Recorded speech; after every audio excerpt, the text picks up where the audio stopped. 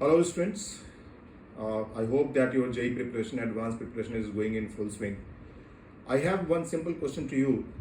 ये बताओ कि JEE एडवांस की तैयारी में जो सबसे इम्पॉर्टेंट क्वेश्चंस का रिसोर्स हो सकता है वो क्या है?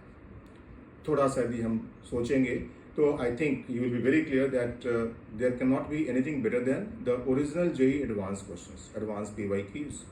बट द पॉइंट इज कि आप इसको यूज़ कैसे करते हैं? क्या आप इसको पूरा सॉल्व करते हैं, खुद ही सॉल्व करते हैं, या आपने ट्राई किया नहीं हुआ, कहीं से सॉल्यूशन देखा, वैसे करके सॉल्व करते हैं? मेरा ये तजुर्बा है, मेरा ये मानना है पिछले 30 सालों की टीचिंग के बाद, खासकर JEE एडवांस के बच्चों को टीच करते हुए, कि यदि किसी स्टूडेंट ने 90% क्वेश्चंस, जितने भी मतलब ये PYQs हैं JEE एडवांस ओरिजिनल क्वेश्चंस हैं, उनमें से 90% को भी यदि उसने खुद सॉल्व कर लिया, पूरे 2 साल की तैयारी में खुद सॉल्व किया। यहाँ पे इंपॉर्टेंट क्या है? खुद सॉल्व करना। आप क्वेश्चन पढ़ते हो, नहीं समझ में आता है तो ऐसा नहीं कि आप तुरंत सॉल्यूशन देख लेते हो, है ना, हिंट देखते हो, टीचर के पास ले जाओ, ऐसा नहीं है। क्वेश्चन नहीं सॉल्व होने के 1000 रीजंस हो सकते हैं, राइट? थ्योरी ये भी समझ में नहीं होगी, उस क्वेश्चन में कुछ मैथमेटिकल एप्लीकेशंस होंगे, वो आपको समझ में नहीं आता होगा, डिफरेंशियल एलिमेंट कैसे नहीं, ये समझ में नहीं आता होगा। तो आप आइडेंटिफाई करेंगे कि आपकी प्रॉब्लम है क्या, उस प्रॉब्लम के हिसाब से आप वर्किंग करते हैं और फिर वापस आप क्वेश्चंस को ट्राई करते हैं। तो सेल्फ एफर्ट इसी को कहते हैं कि आप पहले समझो कि वेयर इज द प्रॉब्लम, और ठीक उस प्रॉब्लम को फिर ठीक करो, फिर वापस प्रॉब्लम पे आओ, और ऐसा करते हुए आप सॉल्व करते हो। यदि आप ऐसा करते हो, nothing like that, no one can stop you from conquering the challenge called JEE advance.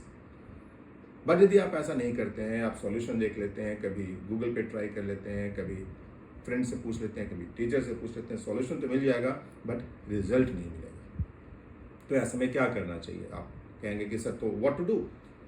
तो एक रास्ता है, और इसी रास्ते के लिए ये HQ चैनल आपके पास है। HQ channel, the advanced edge. तो क्या है ये चैनल? आपके लिए क्या कर रहा है? ये चैनल क्या करेगा कि जो अच्छे क्वेश्चंस हैं JEE एडवांस के, जो नॉर्मली स्टूडेंट्स को इतने मुश्किल लगते हैं कि वो नहीं कर पाते, मेजॉरिटी ऑफ स्टूडेंट्स को लगता है कि ये तो बियॉन्ड रीच है, हो ही नहीं सकता है, उन क्वेश्चंस को एक आप कह सकते हैं कि बेस बनाते हुए, उसी क्वेश्चन को बेस बनाते हुए 6-7 क्वेश्चंस हैं जो कि डेवलप किए जाएंगे, और वो 6-7 क्वेश्चन आपको दिए जाएंगे इस चैनल के माध्यम से। अब वो जो 6-7 क्वेश्चंस होंगे वो ओरिजिनल क्वेश्चन से इंस्पायर्ड है ना, लेकिन वो धीरे धीरे धीरे आपकी जो अंडरस्टैंडिंग है उसको डेवलप करते हुए ओरिजिनल क्वेश्चंस की तरफ ले जाएंगे।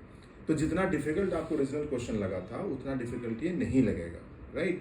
लेकिन आप धीरे धीरे करते हुए पहुंच जाएंगे। हाँ, इतना इजी भी नहीं होगा कि आपको लगेगा कि अरे यार ये कैसा, वो इजी कैसे हो सकता है? फाइनली तो आपको तो JEE एडवांस का क्वेश्चन सॉल्व करना ही है। It is not going to be that easy, that is for sure. लेकिन डेफिनेटली जो टफनेस है वो थोड़ी कम हो जाएगी। शायद आपको ये अब आपको विद इन रीच दिखने लगेगा, और उन 5-6 क्वेश्चंस को करते हुए जो आप ओरिजिनल JEE एडवांस के क्वेश्चंस पे पहुंचेंगे तो आपको लगेगा कि yes, now I understand, I can do it. So that is the sole objective.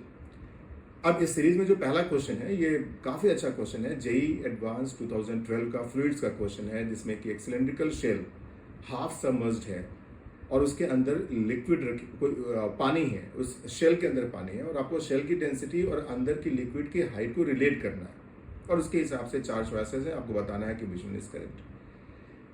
तो उसी को यूज करते हुए मैंने जो क्वेश्चन आप यहाँ पर आपको चैलेंज 1 में जो डाला हुआ है वो क्या है? एक स्फेरिकल बॉडी है, और वो भी उसको लेते हुए, स्फेरिकल बॉडी को लेते हुए देयर आर 5-6 क्वेश्चंस। अब उन सारे सिचुएशंस में ये स्फेरिकल बॉडी हाफ सबमर्ज्ड है। इसका मतलब क्या हुआ कि जो अपथ्रस्ट है वो अपथ्रस्ट कांस्टेंट है, क्योंकि डिस्प्लेस्ड लिक्विड का वेट कांस्टेंट है, अपथ्रस्ट कांस्टेंट है। जब अपथ्रस्ट कांस्टेंट, इसका मतलब क्या हो गया कि जो डाउनवर्ड वेट जो है वो भी कांस्टेंट है। यानी कि यदि वो सॉलिड स्फीयर है तो जो भी उसका वेट है वही सेकेंड सिचुएशन में सॉलिड स्फीयर को यदि हॉलो करके उसके अंदर हमने कोई लिक्विड डाल दी तो टोटल वेट वो जो पहले ओरिजिनल क्वेश्चन जो पहले पार्ट में वेट था उसके इक्वल होना चाहिए। फिर तीसरे पार्ट में मान लीजिए कि हमने लिक्विड, अंदर का जो लिक्विड भरा था उसको चेंज कर दिया, उसकी डेंसिटी चेंज कर दी, but still in all these situations, what is the point? Upthrust, upward force is constant, body is in equilibrium, so the downward weight, the body's weight or the body plus inside liquid's weight, ये सब constant होना चाहिए। यही मैं message convey करना चाह रहा था।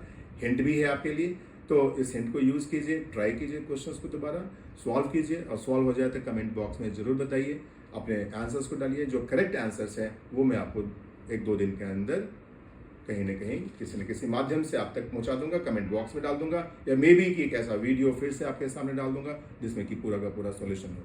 एंड स्टे ट्यून्ड, इसको चैनल को सब्सक्राइब कीजिए। हर वीक एटलीस्ट एक बहुत प्यारा क्वेश्चन आपके सामने आएगा जो कि मॉडिफाइड वर्जन में रहेगा, और वो एक नहीं बल्कि एक क्वेश्चन को बेस बनाते हुए 5-6 क्वेश्चन होंगे। This is the at least I said, and there is a possibility कि जो आपके जेईई एडवांस में एक पेपर में जो 20 क्वेश्चंस होते हैं, मैं आपको 20 क्वेश्चंस का सेट बना के दूं every week on 4-5 selected questions from advance archive. Okay, that will be a great thing. यदि हर वीक आप इतना करेंगे, physics is going to be fun for you, and you will never, I mean, the kind of score you will get, okay, will be unimaginable. Thank you.